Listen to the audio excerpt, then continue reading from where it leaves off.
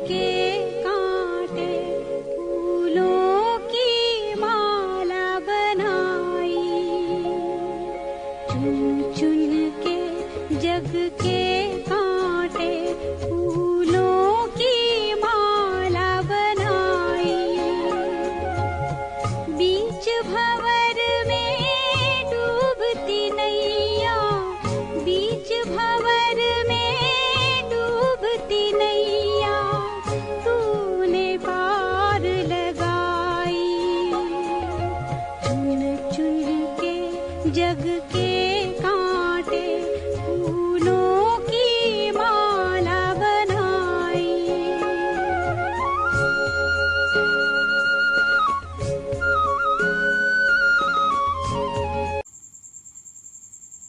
ओम शांति।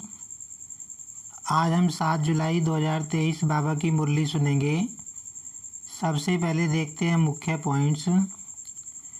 आज की मुरली में बाबा ने बताया कि जब भी कोई आता है तो सबसे पहले उसको परमात्मा के बारे में बताओ कि वह ऊंचे से ऊंचा भगवान गाया जाता है, ऊंचे से ऊंचा उसका नाम है और ऊंचे से ऊंचा उसका रहने का स्थान है।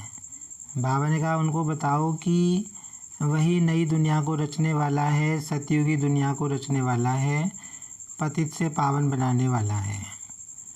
और बाबा ने आज सर्वव्यापी के ऊपर समझाया। बाबा ने कहा कि उनको यह बताओ कि अगर परमात्मा सर्वव्यापी है तो हम उसके बच्चे हैं, यह बात सिद्ध नहीं हो सकती। बाबा ने कहा फिर कौन किसको याद करेगा, परमात्मा सर्वव्यापी नहीं है, ये उनको बताओ। और बाबा ने कहा कि सर्वोदया कहा जाता है इस दुनिया में। बाबा कहते कोई देहधारी सर्वोदया नहीं हो सकता, सर्व पर दया करने वाला तो एक परम पिता परमात्मा ही है। देहधारी कितनों पर दया करेगा, कितनों पर रहम करेगा। और बाबा ने बताया कि बाप की महिमा गाने से कोई फ़ायदा नहीं है, ना चरित्र गाने से फ़ायदा है, जैसे भक्ति मार्ग में गाते हैं। बाबा ने कहा कि जब तुम मुझे याद करोगे यथार्थ रीति समझकर, तब तुम्हारे पाप कटेंगे, वैसे पाप नहीं कट सकते। अब सुनते हैं मुरली विस्तार से। आज की मुरली का सार है, मीठे बच्चे, अर्थ सहित बाप को याद करने से ही तुम्हारे पाप नाश होंगे, आत्मा पतित से पावन बनेगी। नंबर 1 सब्जेक्ट है याद। बाबा कहते कि तुम्हें अर्थ के साथ बाबा को याद करना है, तब तुम्हारे पाप कटेंगे और आत्मा हल्की होगी, पावन बनेगी। आज की मुरली में प्रश्न है, मनुष्यों की अर्जी क्या है और बाप उस अर्जी को कैसे पूरा करते हैं। बाबा कहते मनुष्य बाप से अर्जी करते हैं, ओ गॉड फादर हमें पापों से मुक्त करो, ओ रहम दिल बाबा रहम करो। बाबा सभी की अर्जी सुनकर स्वयं आते हैं। आत्माएं बुलाती हैं, बाबा कहते आत्माएं अर्जी डालती हैं कि हे भगवान आओ हमें पापों से मुक्त करो, तो बाबा स्वयं आते हैं, सबकी अर्जी सुनकर स्वयं आते हैं और पापों से मुक्त होने की युक्ति बताते हैं। बच्चे तुम मुझे याद करो। फिर बाबा आकर क्या करते हैं कि जो आत्मा ने पाप किए हैं, आत्मा के सिर पर जो पाप चढ़ गए हैं, उनसे मुक्त होने की विधि बाबा बताते हैं कि तुम अब मुझे याद करो। सिर्फ बाप की महिमा गाने से कोई फ़ायदा नहीं, चरित्र गाने नहीं हैं, लेकिन राजयोग सीखकर चरित्रवान बनना है। बाबा कहते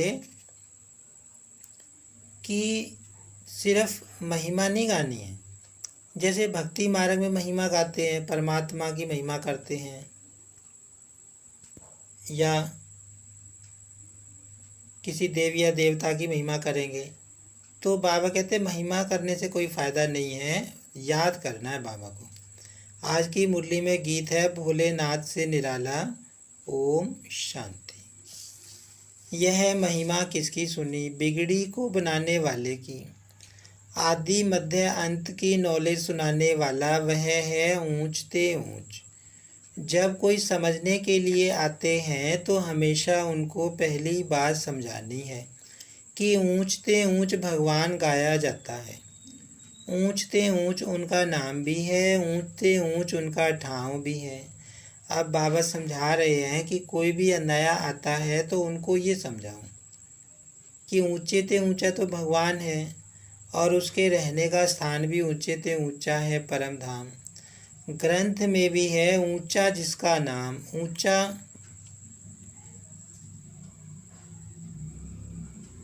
जिसका ठाव, ऊंचते ऊंच रहने वाला है परम पिता परमात्मा। वह है निराकारी दुनिया जहाँ निराकार परम पिता परमात्मा रहते हैं।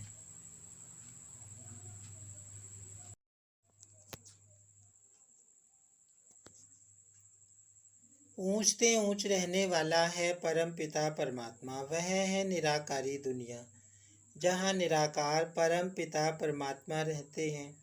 फिर नीचे है आकारी और साकारी दुनिया। तो पहले पहले परिचय उनका देना है।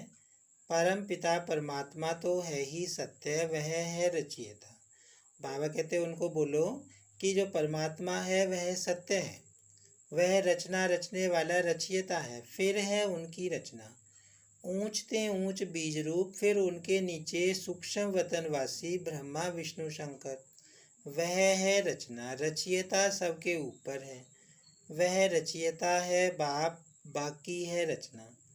सब एक परम पिता परमात्मा की संतान हैं, इसलिए हम आत्माएं सब भाई भाई ठहरे। तो परम पिता परम धाम में रहते हैं, उनको ही परमात्मा कहा जाता है। शारीरिक पिताएं तो बहुत है ना, पहले पहले परिचय देना है रूहानी बाप का। उनकी है सब संतान।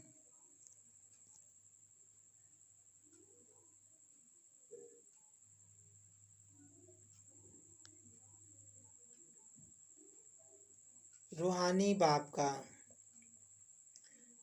चित्रों पर भी ध्यान खिंचवाना है। पहले पहले है ऊंचते ऊंच परम पिता परमात्मा, जिसको मनुष्य सृष्टि रूपी झाड़ का चैतन्य बीज रूप कहा जाता है। अब परमात्मा की क्या महिमा है। ये जो मनुष्य सृष्टि रूपी पेड़ है, इसका वो बीज है। वह सत चित आनंद स्वरूप है। सत अर्थात सच कहने वाला। आत्मा भी सत्य है, वह भी जलती मरती नहीं। सत के बच्चे भी सच होने चाहिए। तुम पहले पहले देवी देवता सच्चे थे। सच खंड स्थापन करने वाला सच्चा बाबा है। ऐसे नहीं कि परम पिता परमात्मा झूठ खंड स्थापन करते हैं। नहीं, सच खंड था, फिर यह भारत झूठ खंड बना है ना। बाबा कहते कि मैं कलयुग की रचना थोड़ी ना करता हूँ, मैं तो सतयुग की रचना करता हूँ, सच खंड की रचना करता हूँ। जो भारत अब झूठ खंड बन गया है। सच्चा है परम पिता परमात्मा। पतित बनाने वाले को सच्चा नहीं कहेंगे, और सब हैं झूठे। 5 विकार रूपी माया रावण झूठा बनाती है।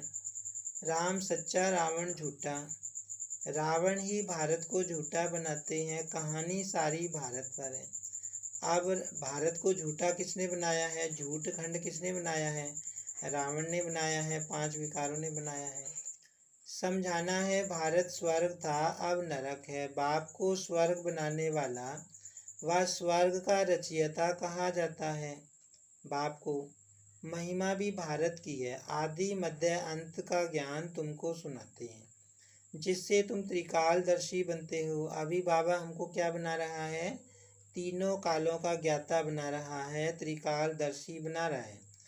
आदि मध्य अंत की नॉलेज बाबा ने दे दी है।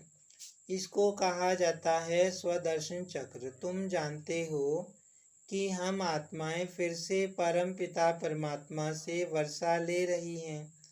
गाया भी जाता है आत्माएं और परमात्मा अलग रहे बहुकाल। अभी यह मिलन बहुत सुंदर मंगलकारी है। तुम पहले पहले बाप का परिचय देते हो। रचयिता बाप को सर्वव्यापी कहने से फिर यह सिद्ध नहीं होता कि हम सब बच्चे हैं।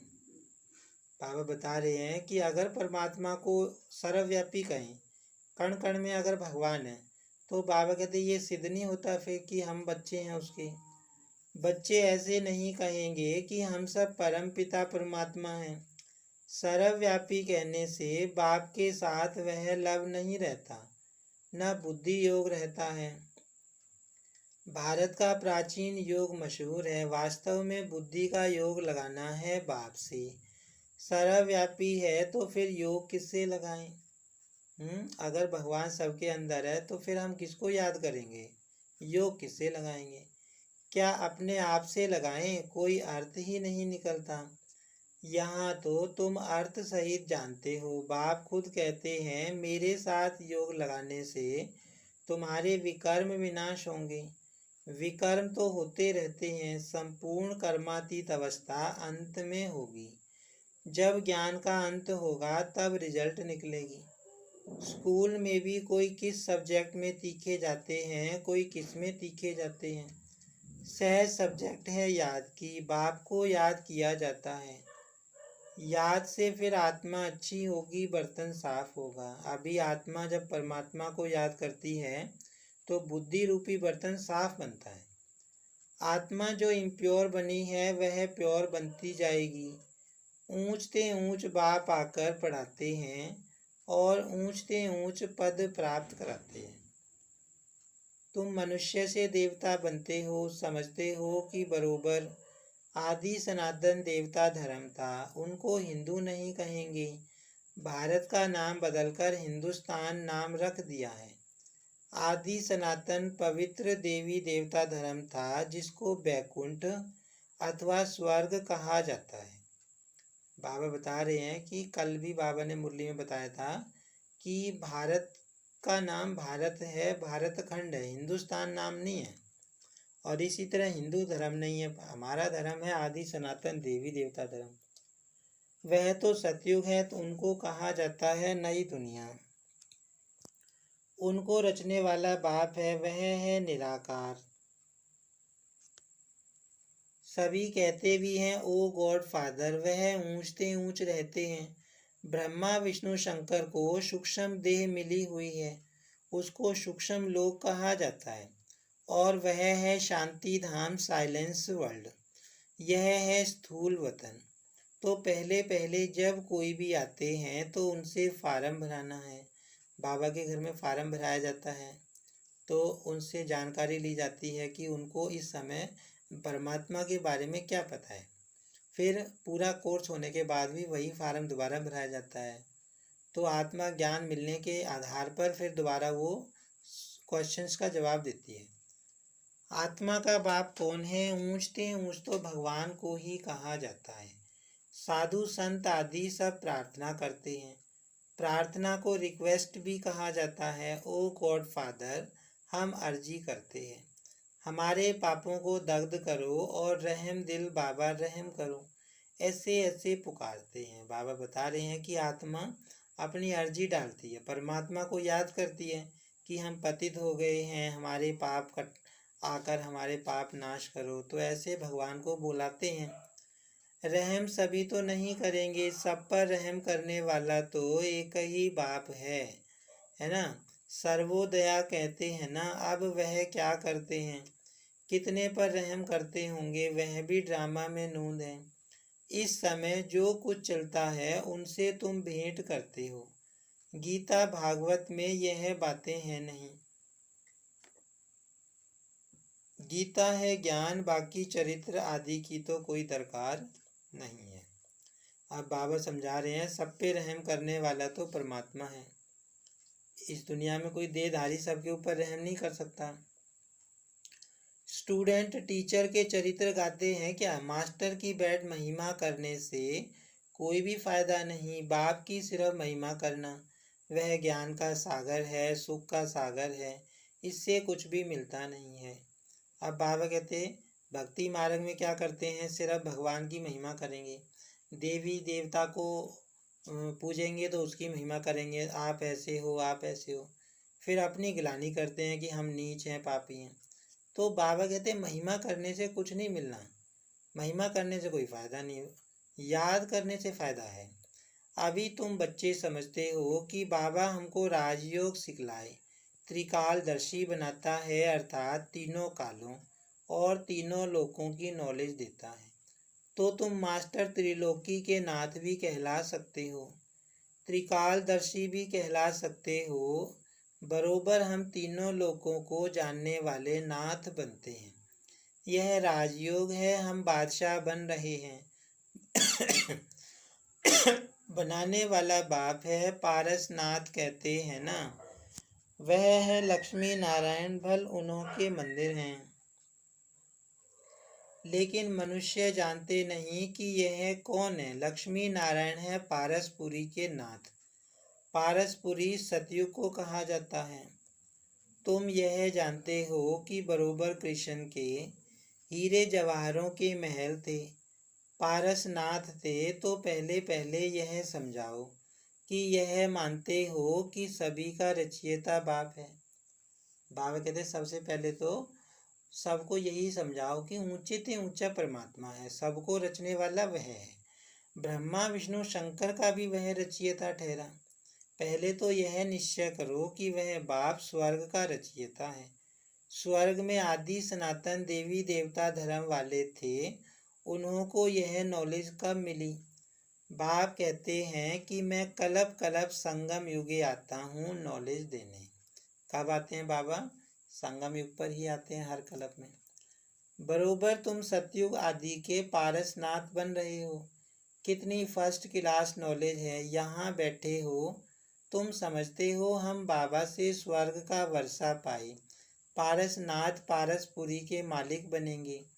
बुद्धि जानती है कि लक्ष्मी नारायण आदि देवी देवताएं कितने धनवान थे, बहुत जेवर आदि थे, बड़े साहूकार होते हैं। देवी देवताएं बहुत साहूकार होते हैं, बहुत धन होता है, बाबा कहते हैं वहाँ पे। तो पहले पहले बाप को जान, उनसे वर्षा लेना है, याद से वर्षा लेना है। सूक्ष्म बात यह है, हीरे जवाहरों के कितने बड़े बड़े महल थे, अभी वह खत्म हो गए हैं, फिर अपने समय पर खड़े हो जाएंगे। बाबा कहते सतयुग आएगा तो सारे महल अपने आप बन जाएंगे, दोबारा खड़े हो जाएंगे जो पहले थे। पहले थे फिर खत्म हुए, फिर होंगे जरूर, ड्रामा में नूद है। यह बुद्धि से समझने की बात है। लड़ाई में भी सब टूट फूट जाते हैं, फिर नए सिर महल बनाते हैं। महल जरूर बनाए होंगे, तुमको साक्षात्कार होता है कि बरोबर महल हैं, हमने बनाए थे। ऐसे नहीं कि सागर के नीचे चले गए जो अब निकलने हैं, नहीं।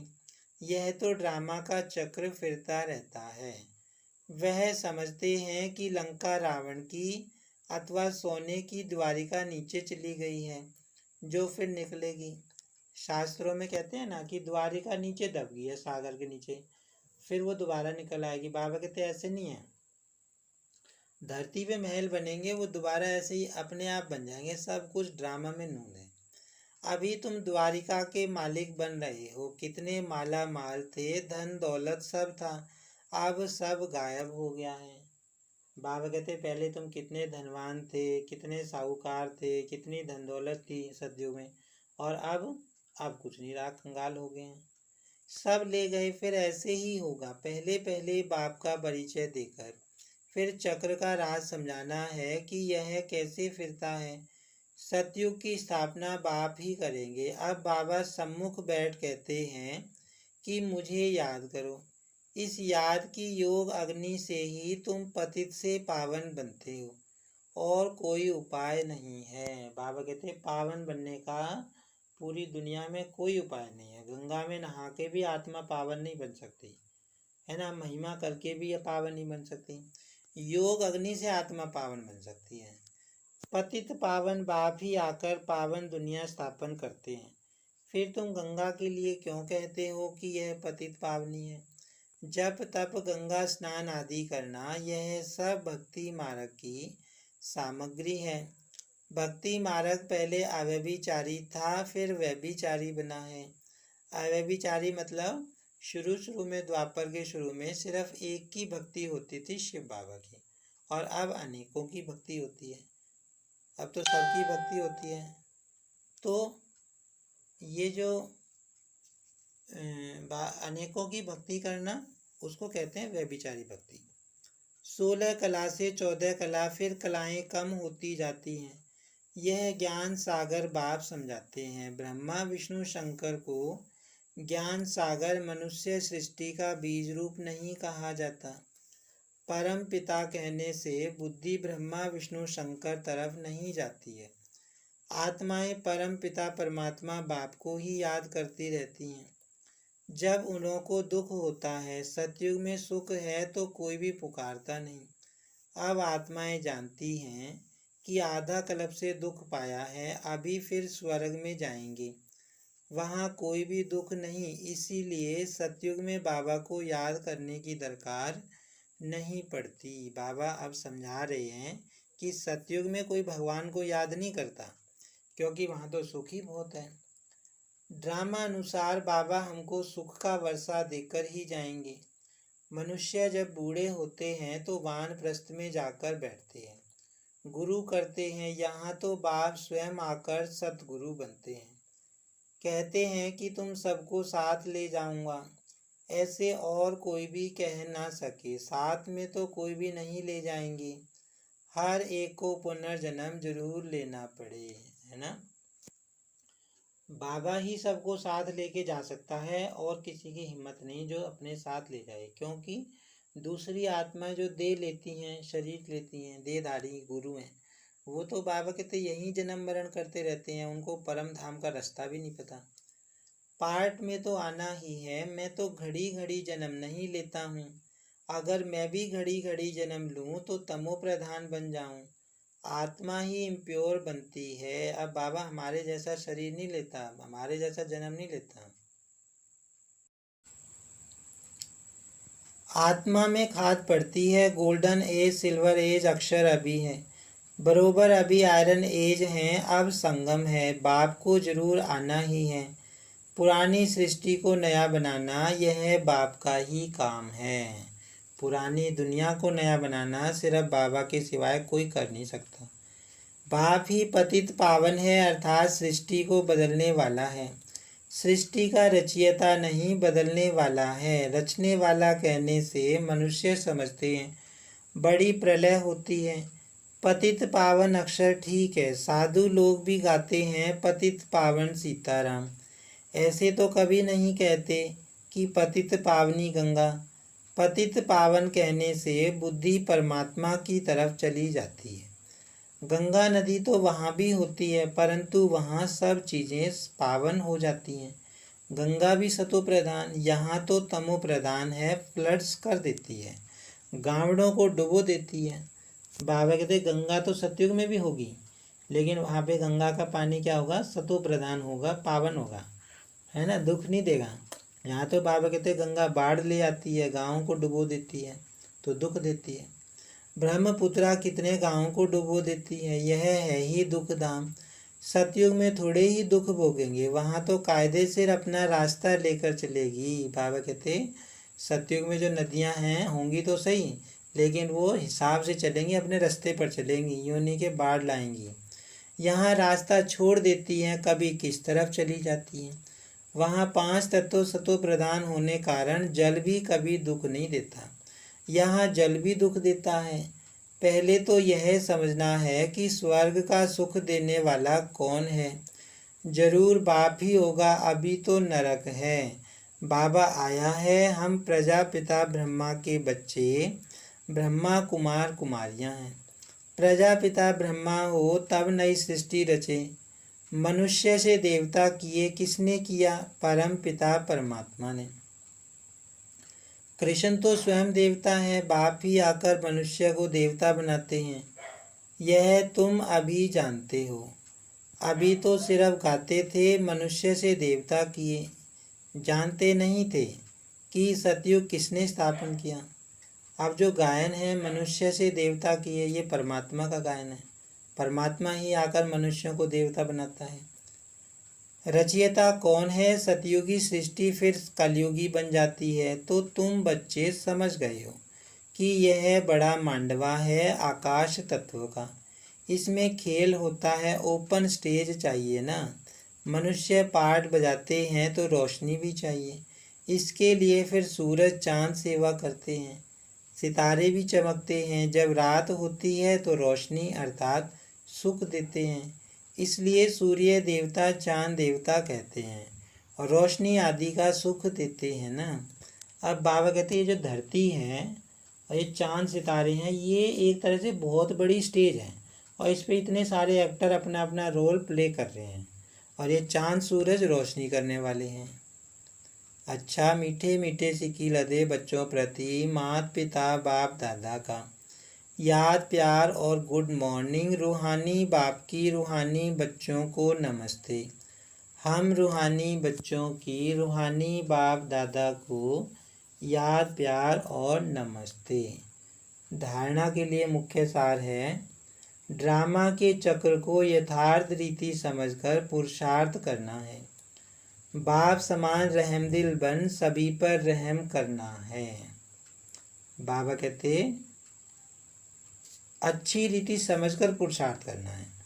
बाप सचखंड स्थापन कर रहे हैं, इसीलिए सच्चा होकर रहना है। बाप की याद से आत्मा को स्वच्छ बनाना है। आत्मा कैसे स्वच्छ बनेगी साफ? बाबा की याद से। वरदान है, सेवा की भावना द्वारा अमर फल प्राप्त करने वाले सदा माया के रोग से मुक्त भव।